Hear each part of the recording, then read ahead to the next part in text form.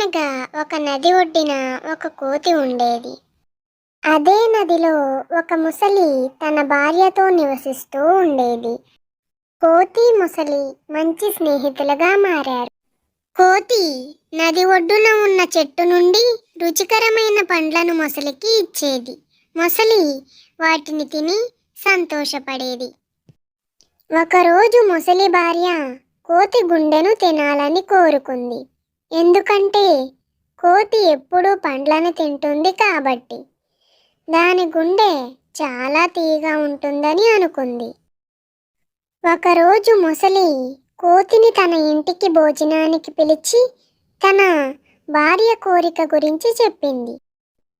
కోతి భయపడి, అయ్యో, నా గుండె చెట్టు మీద మర్చిపోయాను, తీసుకురాలేదు, తిరిగి వెళ్ళి తెచ్చి ఇస్తాను అని చెప్పి మొసలిని నమ్మించి నది ఒడ్డుకు వచ్చేసింది.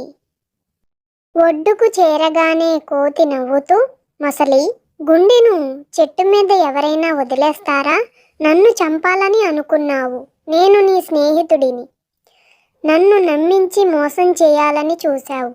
ఇకపై నేను నీతో స్నేహం చెయ్యను అని చెప్పి చెట్టు పైకి ఎక్కి పారిపోయింది. ఈ కథలోని నీతి ఏంటంటే ఎవరిని గుడ్డిగా నమ్మకూడదు. అపాయం వచ్చినప్పుడు తెలివితో వ్యవహరించాలి.